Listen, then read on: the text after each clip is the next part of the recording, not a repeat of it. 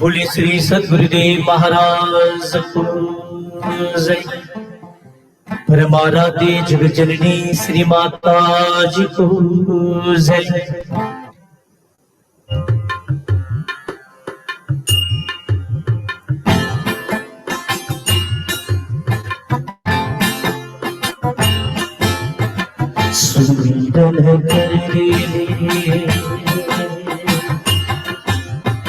सुमिरन कर ले मेरे मना तेरी बीती उम्र हरि नाम बिना।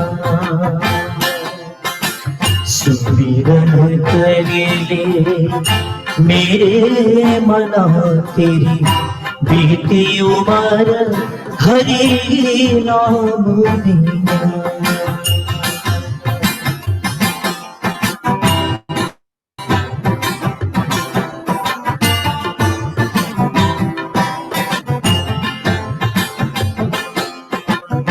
पंच पंख बिना हस्ति दंड बिना नारी पुरुष बिना।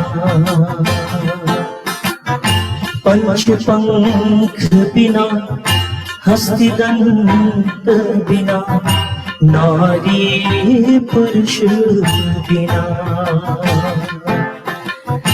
जैसे पुत्र पिता बिना हीना, जैसे पुत्र पिता बिना हीना, ऐसे पुरुष हरि नाम बिना।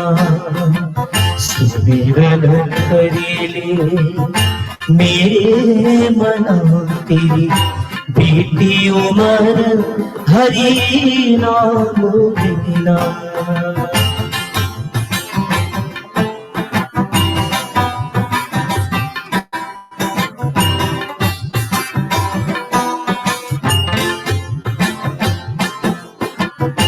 उपनीर बिना धेनु खीर बिना धरती में बिना। उपनीर बिना धेनु खीर बिना धरती में बिना। जैसे तरवर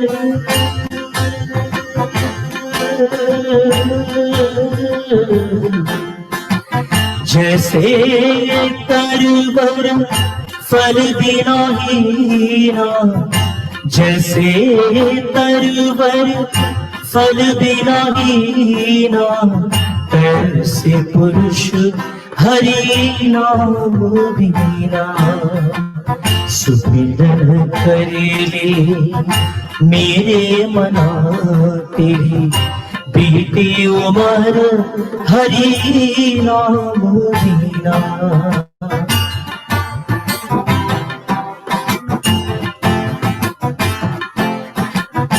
देह नैन बिना रन चंद्र बिना मंदिर दीप बिना। देह नैन बिना रन चंद्र बिना मंदिर दीप बिना। जैसे पंडित वेद विहीना, जैसे पंडित वेद विहीना, तैसे पुरुष हरि नाम बिना। सुमिरन कर ले मेरे मना तेरी बीती उम्र हरि नाम बिना।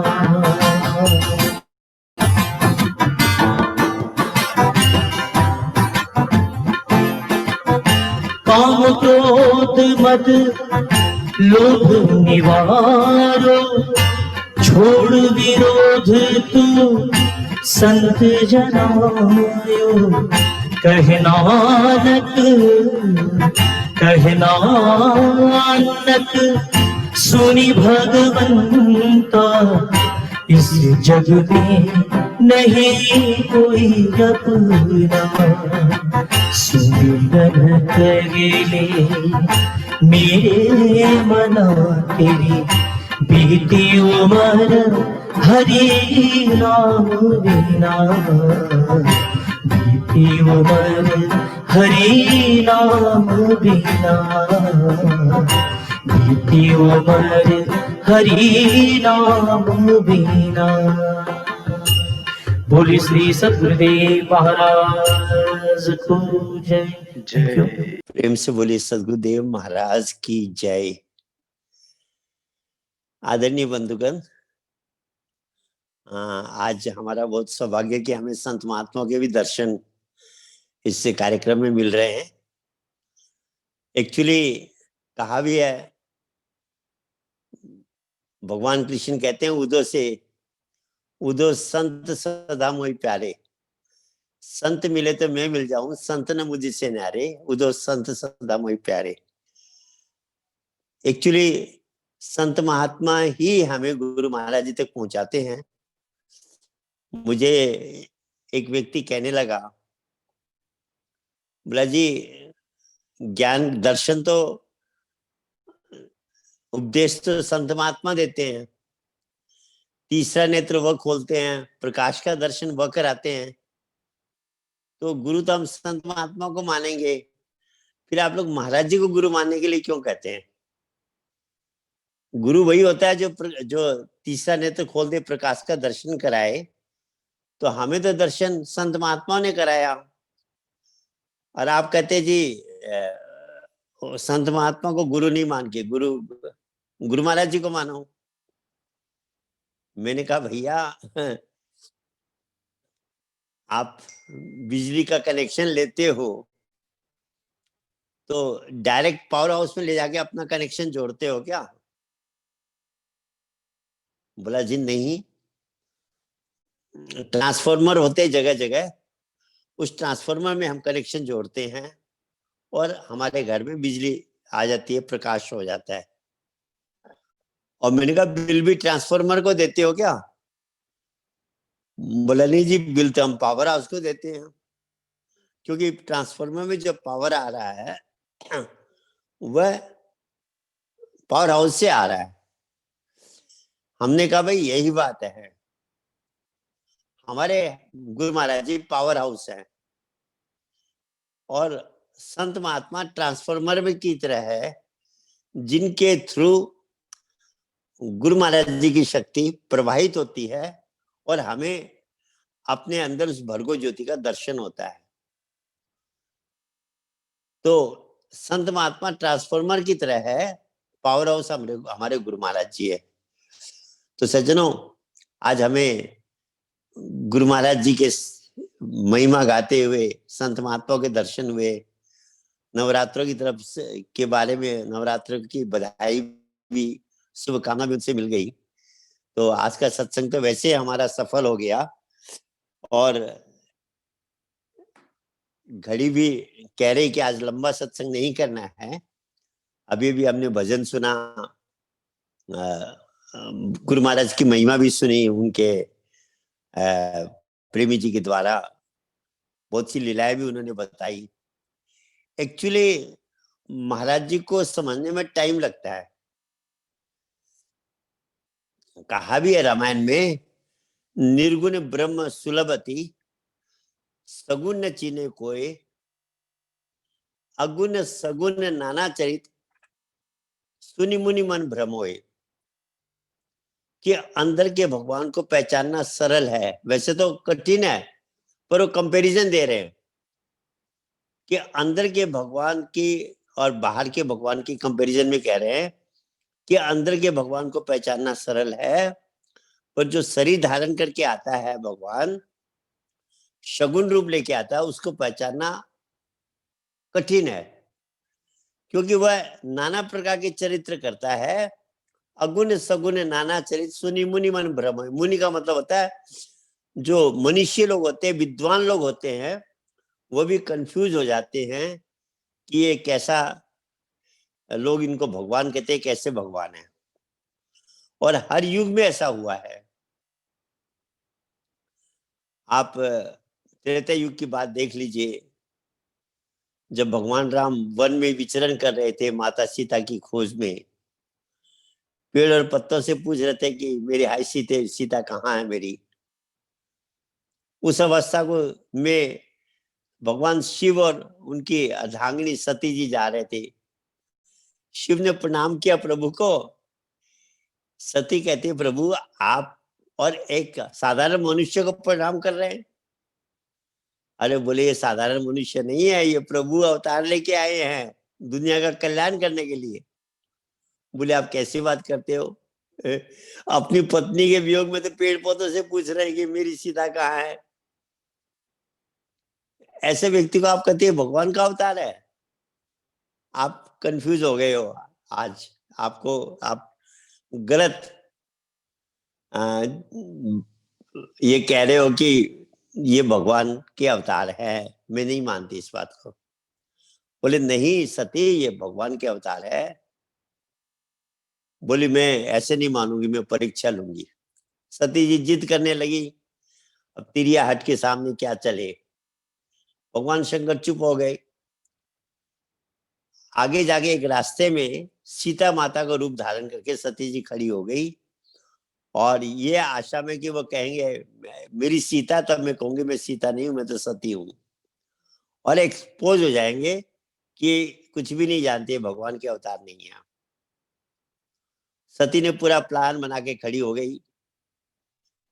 जिस रास्ते से भगवान राम ने गुजरना था, भगवान राम ने देखा और बोले अरे माता जी आपको यहाँ कहाँ, भगवान शिव कहाँ है। अब सती को शर्म हो गई, उसने तो सीता का रूप धारण कर रखा था भगवान राम को भ्रमित करने के लिए। तो वह शर्माती हुई वहां से सती जी चली गई। भगवान शंकर ने अपनी दिव्य दृष्टि से देख लिया कि सती ने सीता का रूप धारण किया। तो माँ सीता का रूप धारण करने का मतलब, शंकर ने कहा कि आप सती जी के साथ मैं नहीं रह सकता। उन्होंने मन से सती का त्याग कर दिया। आगे की कथा है, वह पिता के वहां जाकर अग्नि में भस्म हो गई, चिता में समा गई। भगवान शंकर वहां वीरभद्र गया, बहुत सी कथा है। कहने का मतलब सती जी भी भ्रमित हो गई। वो धोबी कहने लगा कि मैं भगवान राम की तरह थोड़ी हूँ, दूसरे घर में गई औरत को अपने घर में रख लूं। ऐसे अनेक लोगों ने उस समय भी शंकाएं की और यहां तक आरोप भी लगाए। आप द्वापर युग में देख लीजिए, भगवान कृष्ण के साथ भी ऐसा ही हुआ। शिशुपाल ने तो 100 से ज्यादा अवगुण गिनाए कि ये कृष्ण ऐसा भी है, ऐसा भी है, ऐसा भी है। कहते जब छोटे थे तो ब्रह्मा जी को भ्रम हो गया। गाय चरा रहे थे, ब्रह्मा जी ने सारी गाय एक गुफा में छिपा दी। छिपाने के बाद बाहर आके देखते हैं तो देखते हैं वो फिर भी गायों के साथ चल रहे। अब ब्रह्मा जी कंफ्यूज हो गए कि मैंने तो गाय सारी गुफा में बंद कर दी, ये बाहर गाय कहाँ से आ गई। गुफा में जाके देखा तो गुफा में भी गाय हैं, और बाहर आके देखा तो बाहर भी गाय है।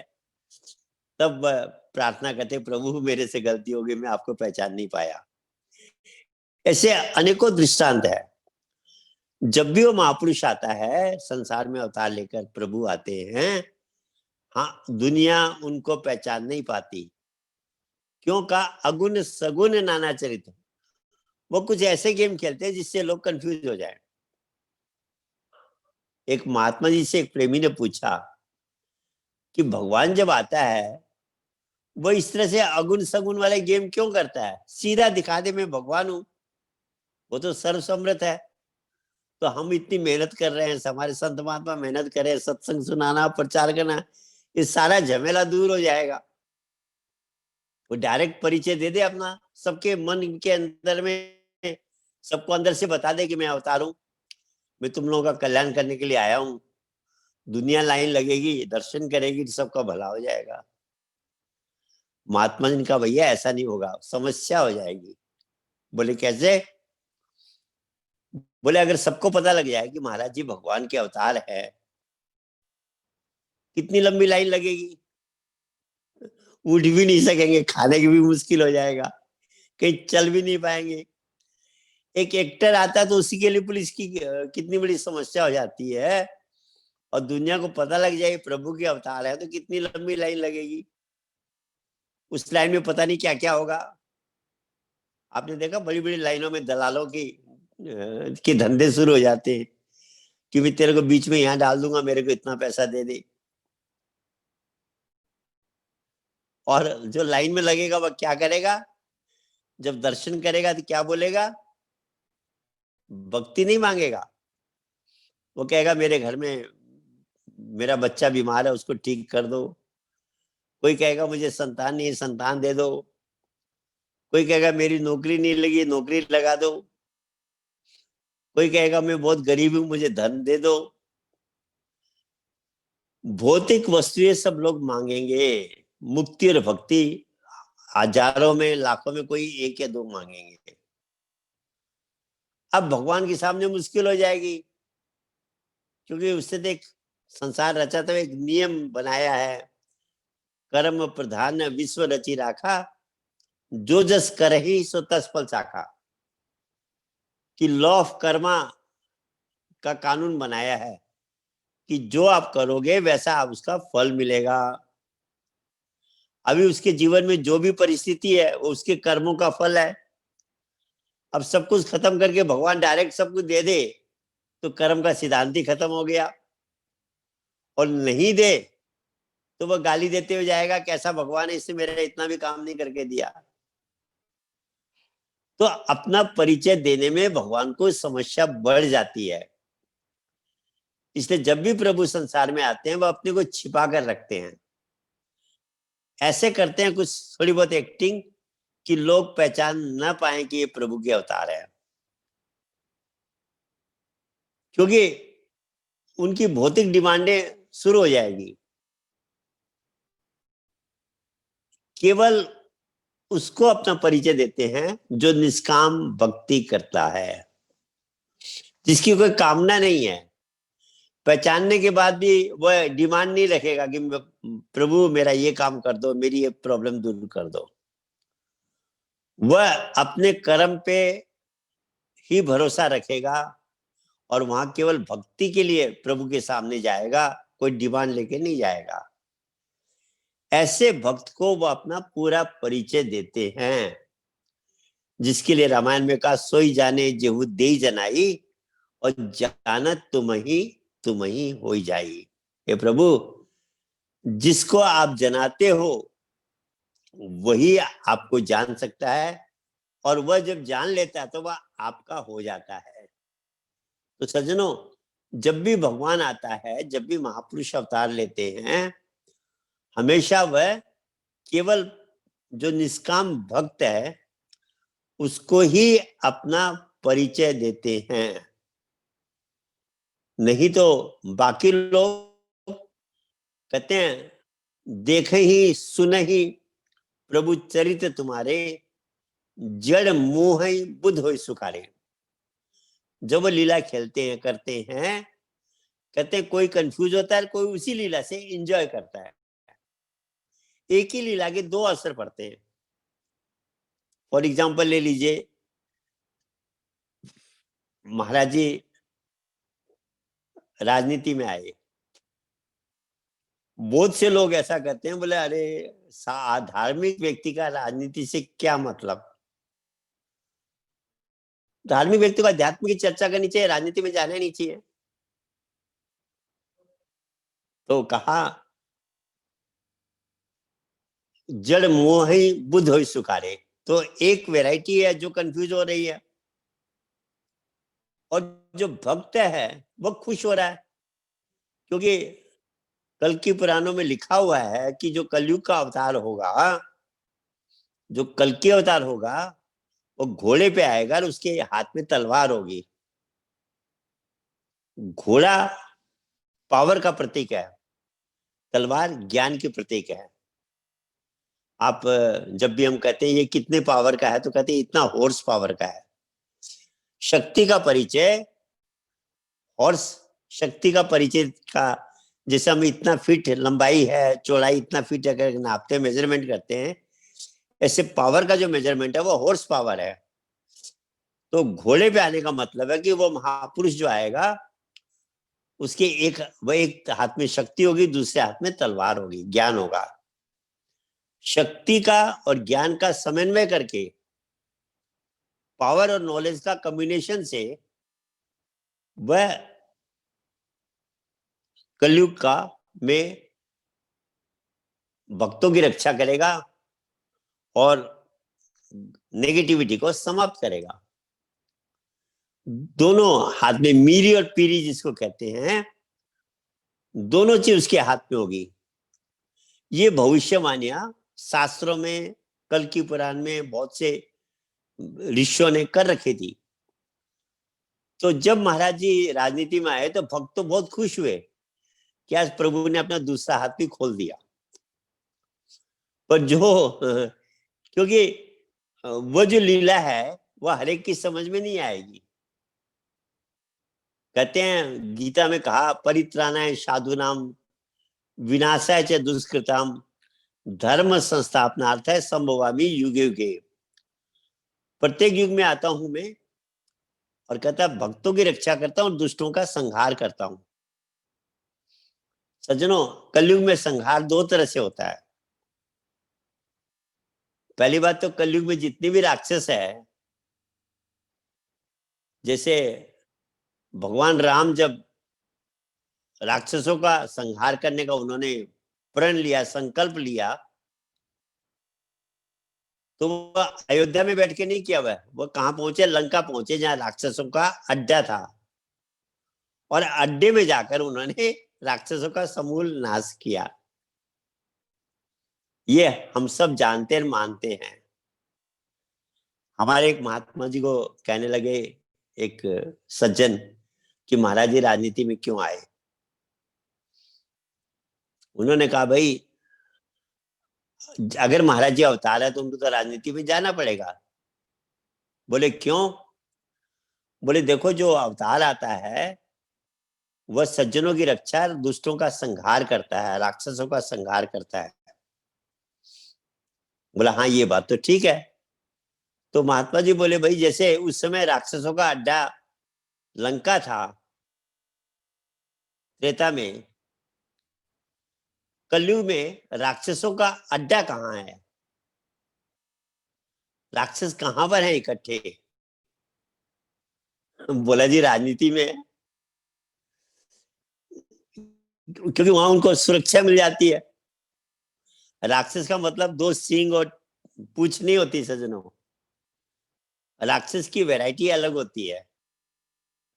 हाँ, जो धीरे धीरे समझ में आ जाता है कि राक्षस कैसा होता है। राक्षस जो होता है बोली का बहुत मीठा होगा, अंदर से बहुत दुष्ट होगा, बोलेगा कुछ, करेगा कुछ, और उसके अंदर में कोई दया माया नहीं होती। वह केवल समझिए खूंखार होता है। तो बाहर से खूंखारता नहीं दिखाता, होता खूंखार है। और कलयुग में ऐसे राक्षस हजारों की तादाद में हैं। उनका अड्डा कहाँ है? राजनीति में। तो महात्मा जी कहने लगे, अगर राक्षसों का अड्डा राजनीति में है और उन राक्षसों को शक्तिहीन करना है, तो महाराज जी को कहाँ जाना पड़ेगा? अगर वह इसी काम के लिए आए तो राजनीति में जाना पड़ेगा। तो बोले जी संहार तो का मतलब तो गोली से मारो। महात्मा जी ने कहा, भैया मारने का दो तरीके होते हैं। जब अश्वत्थामा को पकड़ा गया, अश्वत्थामा ने जब सब पुत्रों को मार दिया, तो उसको ढूंढा गया, अर्जुन ने उसको पकड़ा।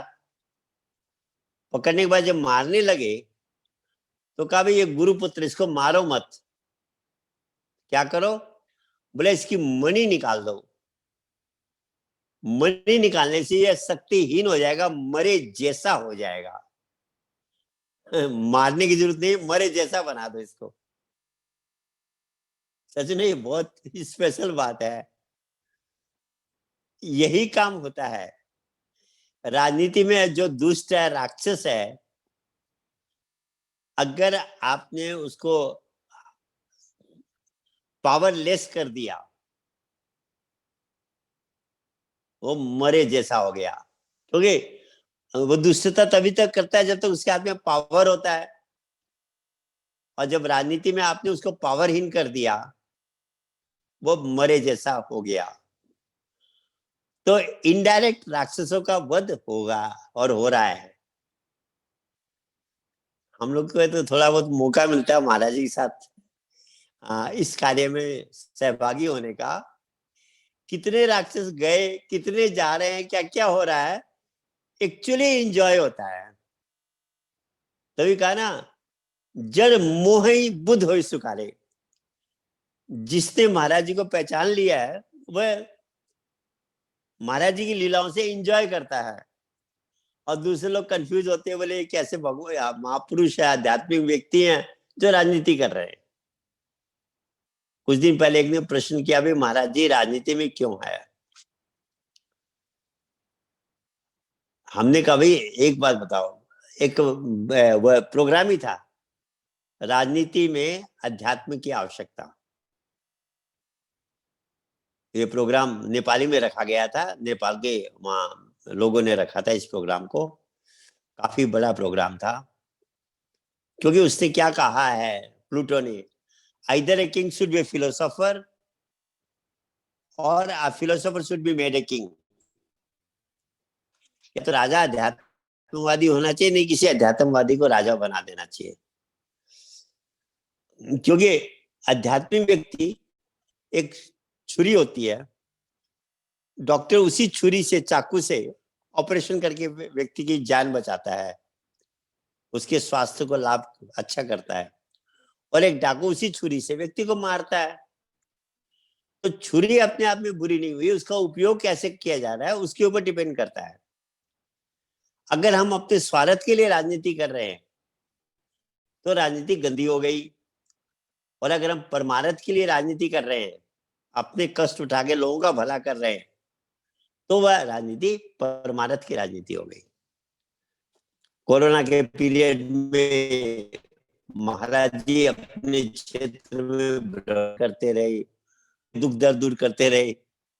नतीजा हुआ कि उन कुछ लोग कहने लगे कि महाराज जी को कोरोना, मैंने कहा भैया योद्धा अगर युद्ध भूमि में जाएगा तो घायल तो होगा, और जो गुफा में चुपचाप बैठा है डरपोक कहीं का, उसको कहां से चोट लगेगी? महाराज जी तो युद्ध क्षेत्र में थे कोरोना में भी, अपने क्षेत्र में लोगों को कोई दुख दर्द ना हो, राशन की कमी ना हो, डॉक्टरों की कमी ना हो। यहाँ भी हरिद्वार भी कितनी बार आए, क्योंकि हरिद्वार के प्रभारी है, मीटिंग लेते थे उस पीरियड में, कोरोना पीरियड में 100 150 ऑफिसर इकट्ठे हो रहे हैं, मीटिंग ले रहे हैं। तो युद्ध भूमि में योद्धा को चोट लग सकती है, hero gets injured in the battle, पर कोरोना पे विजय भी प्राप्त कर दी, और विजय प्राप्त करने मतलब अब भी वैसे ही एक्टिव है, एक दिन भी घर में नहीं है, लगातार महाराज जी भ्रमण में है। तो एक आदर्श महापुरुष जो होता है वह एक आदर्श स्थापित करता है। तो सज्जनों ठीक कर रही है, आंसर सेशन भी है। तो जब महापुरुष आता है उसको पहचानने के लिए बहुत सी बातें करनी पड़ती है। जब तक हम निष्काम सेवा में नहीं जाएंगे, हमारे अंदर कामनाओं की समाप्ति नहीं होगी, तब तक वो अपना परिचय नहीं देता है। और जब कामनाओं की समाप्ति होती है, वह इतनी लीला दिखाता है, इतनी लीला दिखाता है कि गले तक भर जाती है। वह भी कभी चर्चा में आएगी, वो मौका नहीं लग रहा है अभी। महाराज जी लीलाओं का वर्णन भी किसी दिन से तो नहीं होगा, क्योंकि अनेकों हैं, कई बार चर्चा में होगी तब जाके लीलाएं हमें सुनने को सारी मिलेगी। पर कहने का मतलब, सगुण ब्रह्म जब आता है उसको पहचानने में थोड़ी मेहनत होती है, पर जब हम उसको पहचान लेते हैं तो वह स्थिति दूसरी होती है। महात्मा जी कहने को बोले, ये एक्चुअली अगर बात करें, भगवान दुनिया के लिए नहीं आता अवतार लेकर, वो अपने भक्तों के लिए आता है और भक्तों के साथ आनंद लेता है और चला जाता है, और भक्त और भगवान का इतिहास बनता है। दुनिया तो बाद में पढ़ती है और उसकी पूजा करती है। तो सज्जनों, आज जिन्होंने महाराज जी को पहचान लिया है या जिनको महाराज जी ने अपना परिचय दे दिया है, वो बहुत भाग्यशाली है। और ऐसे भक्तों का हम सब नमन करते हैं। और आज का प्रोग्राम चर्चा को यहीं पर विश्राम देते हैं। अब क्वेश्चन आंसर सेशन शुरू होगा। सबको मेरा धन्यवाद, नमस्कार, जय श्री सच्चिदानंद। आनंद कंद भगवान की जय। अभी सभी प्रेमियों को और जिज्ञासुओं जो भी ज्वाइन किए हुए हैं उनसे अनुरोध है, अगर आपका कोई क्वेश्चन है तो आप हैंड रेज कर सकते हैं। किसी का कोई प्रश्न है तो हैंड रेज कर सकते हैं।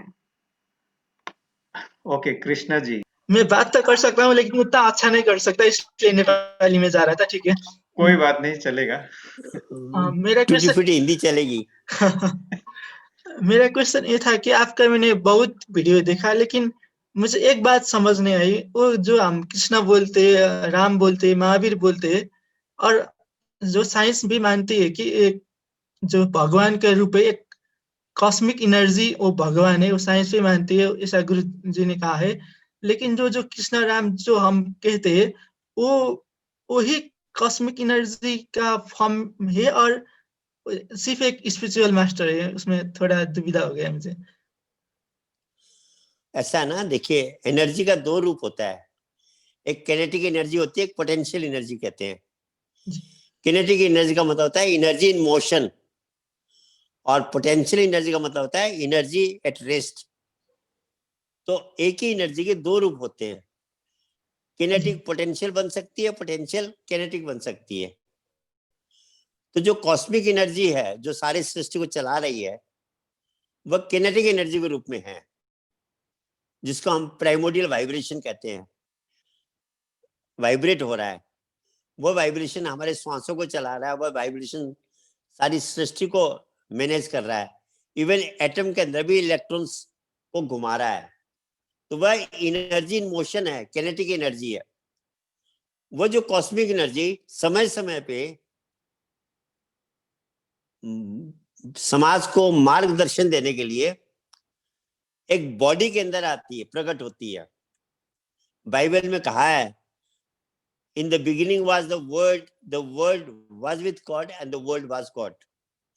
सृष्टि के शुरू में एक शब्द था, शब्द परमात्मा के साथ था, शब्द ही परमात्मा है। मतलब प्राइमोर्डियल वाइब्रेशन, कॉस्मिक एनर्जी ही गॉड है। फिर आगे कहते हैं, the word dwelt into the body and became flesh and gave light to the world। कि वही प्राइमोर्डियल वाइब्रेशन, वह जो कॉस्मिक एनर्जी है, वह एक शरीर में प्रकट हुई और सारे समाज को, संसार को रास्ता दिखाया। तो जब वह कॉस्मिक एनर्जी पोटेंशियल एनर्जी का रूप लेती है, एक शरीर के अंदर आती है, उसको हम सदगुरु, महापुरुष, एनलाइटेंड अनेकों वर्ड यूज करते हैं। वह उसका पोटेंशियल फॉर्म हो गया, पर वो बॉडी भगवान नहीं है। बॉडी में जो प्राइमोर्डियल वाइब्रेशन मैनिफेस्टेड है, हमारे में और महापुरुष में अंतर क्या है? कॉस्मिक एनर्जी हमारे अंदर भी है, एक अवतार लेके आया उसके अंदर भी है, पर हमारे अंदर वो कॉस्मिक एनर्जी मन जो है, मन ने कवर कर रखा है। और जो महापुरुष जो शरीर में प्रकट होता है, कहते ना, सब घट मेरा साइया सुनी सेज न कोई, बलिहारी वह घट की जागट प्रकट हुई। तो जो कॉस्मिक एनर्जी पोटेंशियल फॉर्म लेके आती है, उसको हम भगवान कहते हैं, पर वो शरीर भगवान नहीं है। शरीर के अंदर जो शक्ति है वह भगवान है। और यही समस्या आजकल, कोई कहता है मैं राम को मानता हूं, कोई कहता है मैं विष्णु को मानता हूं, कोई कहता है मैं कृष्ण को मानता हूं। कृष्ण तो घर था, शरीर था। जैसे आप किसी घर में रहते हैं तो घर थोड़ी प्रधानमंत्री हो गया। घर के अंदर रहने वाला प्रधानमंत्री हुआ, घर के अंदर रहने वाला राष्ट्रपति हुआ। ऐसे भगवान राम के शरीर में शक्ति आई तो हमने भगवान राम को भगवान कहा। वही शक्ति जब शरीर बदल करके कृष्ण के शरीर में आई तो हमने उस शरीर को भगवान कृष्ण कहा। पर जब उस शक्ति ने छोड़ दिया तो शरीर थोड़ी ही भगवान था। शरीर के आने वाली अंदर शक्ति भगवान थी।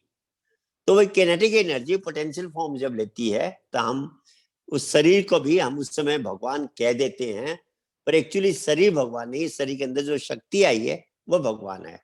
धन्यवाद। धन्यवाद कृष्णा जी आपको अपना प्रश्न रखने के लिए। और कोई है प्रश्न? अच्छा, सबसे पहले ये नवरात्र मैं पूजनीय बाईजू लगाए, डॉक्टर जेपी बाजू लगाए, हमारे अशोक जी, उत्तम जी लगाए, संपूर्ण मेरे दोस्त और पूजनीय बाजू के ढेर सारी शुभकामना व्यक्त करता हूँ। बहुत दिन के बाद आज जेपी जी के दर्शन मिला मेरे को। मैं तो मलेशिया में ही हूँ दादू। मैं पहले से अपना इंटरनल फोन भी लेने की बहुत चेष्टा कर रहा था, लेकिन मेरा मिला नहीं। फिर भी सत्संग तो मैं सुनता हूँ, लेकिन ड्यूटी में थोड़ा मैं बिजी रहता हूँ। मेरा एक प्रश्न है, अभी जो कोरोना के टाइम आया है, इस समय में जो पहला हमारा मेडिटेशन में इतना अच्छा आनंद मिलता था, जितना भी मैं ड्यूटी के टाइम से आकर के महाराज जी का वंदना पूजा करने के बाद 10-15 मिनट जितना भी मेरे टाइम मिलेगा मैं मेडिटेशन में बैठता था, इतना अच्छा से मेडिटेशन हो रहा है। अब ये कोरोना के जो पीरियड आया है, ये 6-7 महीना, अभी उतना अच्छा से ये मेडिटेशन में ध्यान नहीं लगता है। इसका क्या मतलब है? ये वातावरण में असर है या तो क्या है? इसमें मेरे थोड़ा क्लियर कर देना चाहिए दादू जी। भानु जी, ऐसा है, इस पीरियड में लोगों का अलग अलग अनुभव है। कुछ लोगों का ये अनुभव कि इस कोरोना के पीरियड में जितना मस्ती ले रहे हैं भजन साधन का, पहले कभी नहीं लिया। तो ये मैन टू मैन डिफर कर रहा है। कोरोना का पीरियड एक्चुअली भजन साधन के लिए बेस्ट पीरियड है, क्योंकि कोरोना में काम नहीं, बाहर जा नहीं सकते, तो लोगों ने खूब मस्ती से भजन किया और बहुत अच्छा भजन का आनंद लिया लोगों ने। किसी का कोरोना पीरियड में भजन नहीं हो रहा है, भजन साधन में प्रॉब्लम आई है, ये उसको अपने ऊपर एनालाइज करना पड़ेगा। कोरोना के कारण नहीं है, बल्कि और कोई व्यक्तिगत कारण है। उस कारण को आपको एनालाइज करना पड़ेगा, और एनालाइज भी करने का सबसे सरल तरीका है, आप एक दिन थोड़ी देर ज्यादा ध्यान सुमिरन में, चाहे प्रकाश या सुमिरन किसी भी साधना में जब आप लंबा बैठेंगे, क्योंकि एक्चुअली क्या है, अध्यात्म कहता है हर प्रश्न का उत्तर हमारे अंदर ही है। बायां ब्रेन प्रश्न करता है, दाहिना ब्रेन आंसर देता है। ये सच बात है और बहुतों ने यह अनुभव भी किया हुआ है। तो जब हम लंबा साधन में बैठते हैं तो दाहिना ब्रेन सक्रिय होता है, उसके न्यूरॉन्स एक्टिवेट होते हैं। तो जो हमारी समस्या है वह अंदर ही आंसर देता है कि इसका कारण ये है। तो आपका अगर कोरोना पीरियड में भजन साधन में प्रॉब्लम आ रही है, ये कोरोना के कारण नहीं है, दूसरा कोई कारण है। उस कारण को आपको ही पहले एनालाइज करना पड़ेगा। क्योंकि देखिए, आदमी सत्संग नहीं सुनता है तब भी उसको भजन साधन में दिक्कत आती है। कई लोगों ने कोरोना पीरियड में जब सत्संग नहीं मिल रहा है तो अपना छोड़ दिया, उनका भजन साधन डिस्टर्ब हो गया। पर कुछ लोगों ने क्या किया, आपका ये जूम के द्वारा और भी बहुत से फेसबुक के द्वारा सत्संग को सुनते रहे, उनको भजन साधन में डिफिकल्टी नहीं आई। ऐसे आपके कुछ व्यक्तिगत कारण क्या है, कहाँ पर आप मिस कर रहे हैं? बिजली नहीं जल रही है, इसका मतलब तार कहीं ना कहीं कटा हुआ है, कोई ना कोई कहीं पर शॉर्ट है। हम जो शॉर्ट वाली जगह को ढूंढ के कनेक्शन ठीक कर देंगे, बिजली जल जाएगी। तो कोरोना का पीरियड तो साधन भजन का बेस्ट पीरियड है। लोगों ने इतनी कमेंट्स देते हैं कि कहा हमको गुरु महाराज जी ने फुर्सत दे दी, मौका मिला है अंदर जाने का, हम खूब आनंद ले रहे हैं। तो ये प्रॉब्लम को आपको एक थोड़ा ज्यादा ध्यान में बैठेंगे, अंदर से आपका जो प्रॉब्लम का रीजन क्या है, कोरोना नहीं है, इतना मैं आपको क्लियर करता हूं। ये आपका कुछ पर्सनल कोई रीजन है जिसका आपको स्वयं ढूंढना पड़ेगा। और जब आप पूरी तरह अपने रूटीन को, पहले आपकी रूटीन क्या थी, कोरोना पीरियड में रूटीन क्या है, कहाँ पर मिसिंग हुई है वो आप जुड़ेंगे तो आपको जरूर मिल जाएगी। कोरोना नहीं है, कोरोना तो बहुत ज्यादा वजन साधन में हेल्प करता है। धन्यवाद। भानु जी को बहुत बहुत धन्यवाद अपना प्रश्न रखने के लिए। हम लोग अभी 2 प्रश्न और ले सकते हैं, तो और कोई है तो हाथ उठा सकते हैं, हैंड रेज कर सकते हैं। जेपी सर को जय सस्तानंद।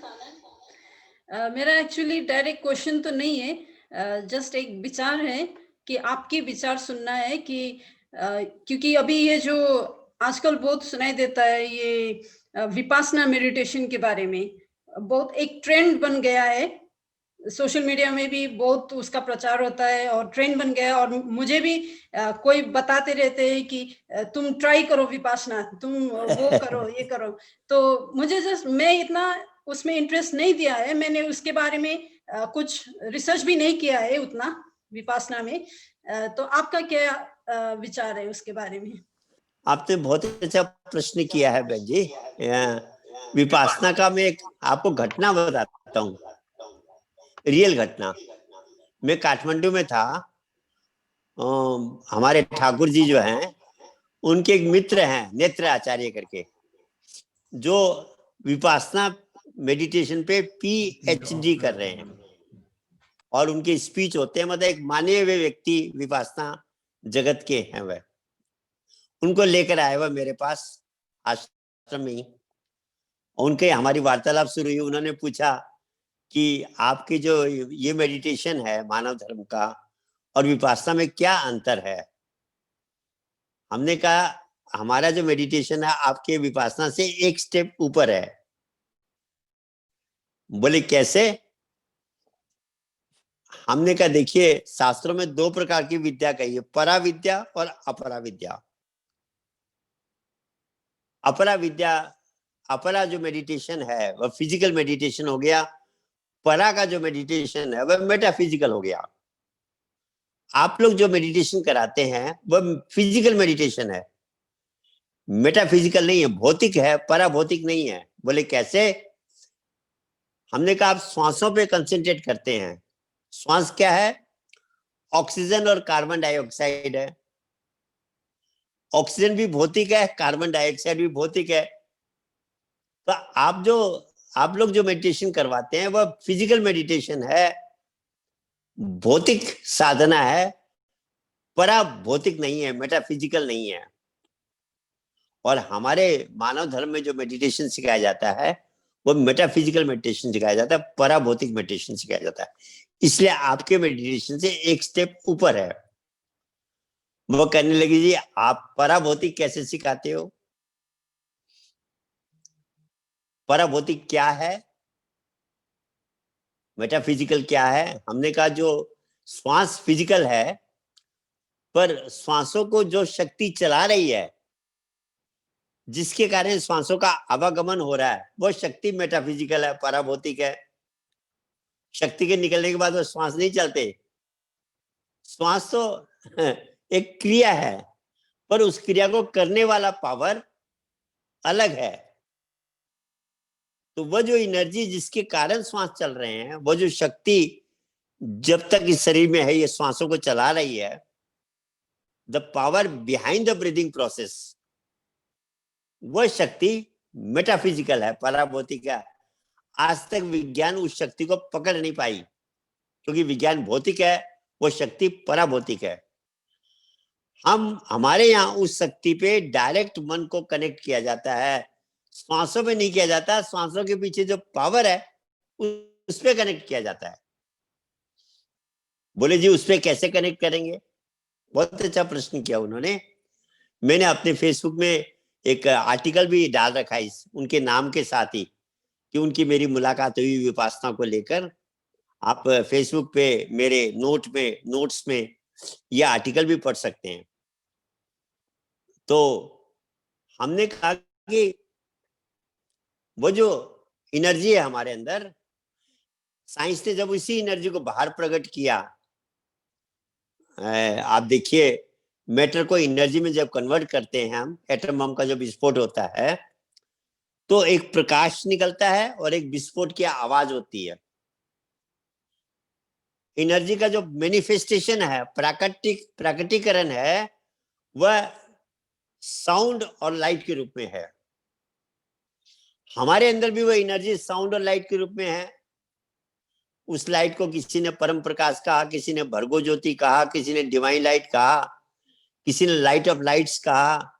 ये अनेक भाषाओं में अनेक नाम दिए, पर हमारे अंदर वह लाइट के रूप में, वह ज्योति के रूप में वह शक्ति विद्यमान है। और उस साउंड को किसी ने होली नेम कहा, किसी ने वर्ड कहा, किसी ने अक्षर ब्रह्म कहा, किसी ने प्रभु का नाम कहा। वो जो नाम और रूप है, वो जो साउंड और लाइट है, वो दोनों पराभौतिक है, मेटाफिजिकल है। हमारे यहाँ डायरेक्ट उस साउंड पे, लाइट पे कंसंट्रेट करना सिखाया जाता है। हमारे यहाँ श्वासों पे नहीं, श्वासों को जो पावर चला रहा है, जो प्राइमोर्डियल वाइब्रेशन चला रहा है, उस पे कनेक्शन किया जाता है। श्वासों पे नहीं, श्वासों के पावर के ऊपर किया जाता है। इसलिए हमारे एक स्टेप ऊपर है। सज्जनों, उन्होंने स्वीकार की इस बात को।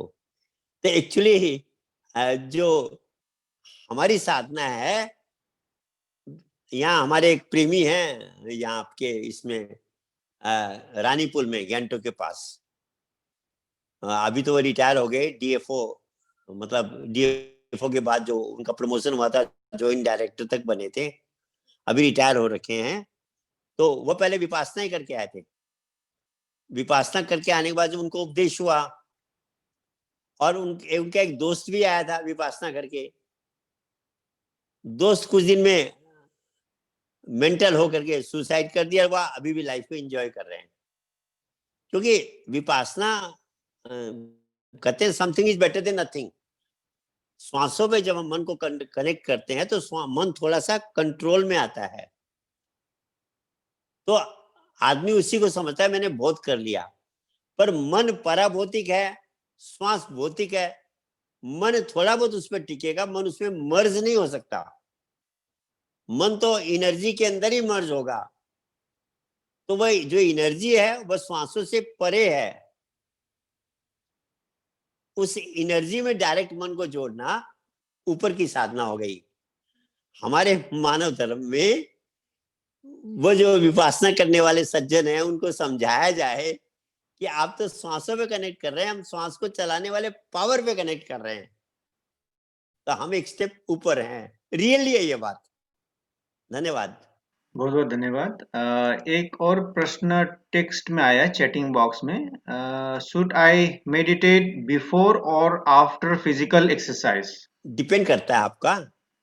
हाँ, आफ्टर फिजिकल एक्सरसाइज भी करते हैं तो बहुत अच्छा कंसंट्रेशन होगा। आपकी रूटीन क्या है, आपके पास टाइमिंग कौन सी आपको सूट करती है? मान लीजिए आपको बेटर पहले फील होता है तो आप पहले कर सकते हैं। दोनों ही ऑप्शन अच्छे हैं, क्योंकि फिजिकल एक्सरसाइज के बाद मेंटल एक्सरसाइज बहुत अच्छा होता है। तो आप फिजिकल एक्सरसाइज के बाद भी कर सकते हैं, या पहले भी कर सकते हैं। जनरली बाद में बेटर होता है, क्योंकि शरीर खुल गया एकदम और फिर आप कंसंट्रेशन में बैठ रहे हैं। So better it is after exercise, but you should also consider the situation. कौन सा सिचुएशन आपके लिए हेल्पफुल है? धन्यवाद। एक लास्ट प्रश्न लेते हैं। हमारे जगत जी ने एक टेक्स्ट क्वेश्चन लिखा है, 48 मिनट्स का क्या इम्पोर्टेंट है मेडिटेशन में? मेडिटेशन में 48 मिनट्स का तो इम्पोर्टेंस उतना नहीं है। मेडिटेशन का तो एक्चुअल जो लिखा हुआ है वह क्या है, योगा की बुक्स कहती है कि जब आप 2 घंटा क्रॉस करते हैं तब आपका मन सही स्थिति में पहुंचता है। तो 48 मिनट्स का तो मेरे ख्याल से ऐसा कुछ नहीं है। शायद वह सही, वो जो जहां लिखा होगा उसका सही अर्थ नहीं लगा पाए। मिनिमम 1 घंटा तो कम से कम करो कहते हैं, पर अगर हमने वास्तव में इसके अंदर प्रवेश करना है तो हमको एक बार में 2 घंटा क्रॉस करना पड़ेगा, तब ये मन ऊर्ध्व गति लेगी। जब ये भृगुटी क्रॉस करेगा, वहां जो इसको आनंद मिलेगा वह आनंद स्पेशल है। इसलिए 48 मिनट्स तो शायद कुछ और लिखा होगा, आप उसको फिर से पढ़िएगा। अध्यात्म तो योगा तो कहता है कि कम से कम आप 2 घंटे बैठे, 2 घंटे के बाद जो ये मन है ये पूरी तरह स्थिर होकर के ऊपर की गति लेता है। धन्यवाद, समय भी हो गया होगा। जी जी हाँ, एक प्रश्न आ रहा है, what is the difference between शिशिर भक्त, क्या आ रहा है देखिए। जी, what is the difference between सामूहिक मेडिटेशन एंड मेडिटेटिंग अलोन? अच्छा, हाँ डिफरेंस है इसमें, आपने बहुत अच्छा प्रश्न किया है। सामूहिक मेडिटेशन में वो जो वाइब्रेशन होता है सबका, वह कलेक्टिव वाइब्रेशन हो गया, उसमें बहुत अच्छा भजन होता है। हाँ, किसी का अकेले में भी हो सकता है वैसा, पर जनरली सामूहिक भजन जो है ऑलवेज इट इज बेटर, क्योंकि उसमें सबका वाइब्रेशन एक जगह हो गया, तो एक स्पेशल स्पिरिचुअल वाइब्रेशन वहां पर होता है। तो सामूहिक भजन जो है, साधना जो है, collective meditation is more better, easy, नए साधक के लिए तो बहुत ही हेल्पफुल है। तो it is a better one, but आपका प्रैक्टिस अच्छा हो जाए तो फिर कलेक्टिव ना भी होता, आप अकेले में भी उतना अच्छा कर सकते हैं। धन्यवाद। Is it better to play soothing music while meditation or without music? तो म्यूजिक वाला तो ये और संस्था करती है। आप बाहर के म्यूजिक में जब आपने जोड़ दिया, आपका मन अंदर के म्यूजिक को कैसे सुन पाएगा? इसलिए जो हमारी साधना है वो तो टोटल साइलेंस मांगती है, no music at all, nothing at all, तब तो आप अंदर के उस वाइब्रेशन को सुन पाएंगे। नहीं तो अंदर का जो वाइब्रेशन हो रहा है वो तो पहले ही सूक्ष्म है और मेहनत करनी पड़ती है उसको सुनने में, बाहर का म्यूजिक चालू हो गया तो सुन ही नहीं पाएंगे।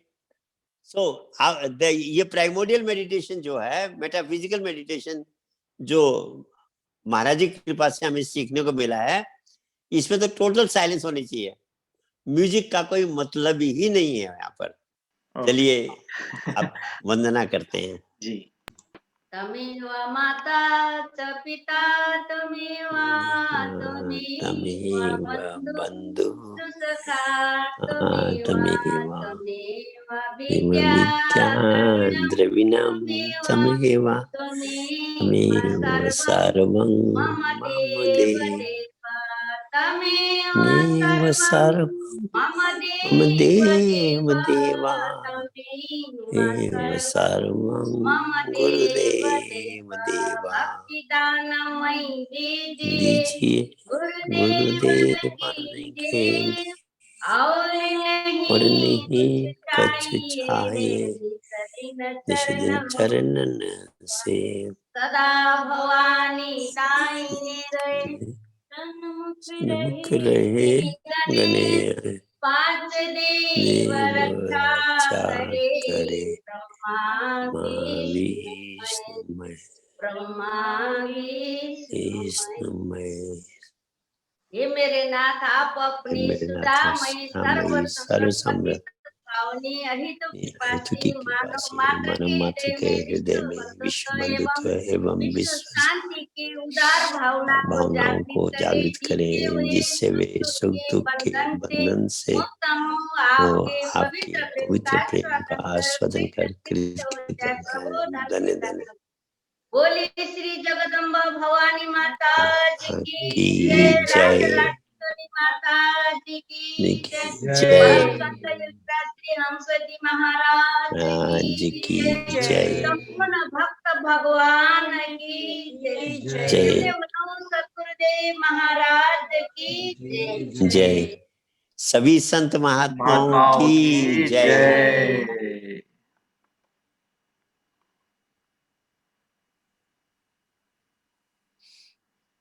श्री आनंद कंद भगवान की जय। जय।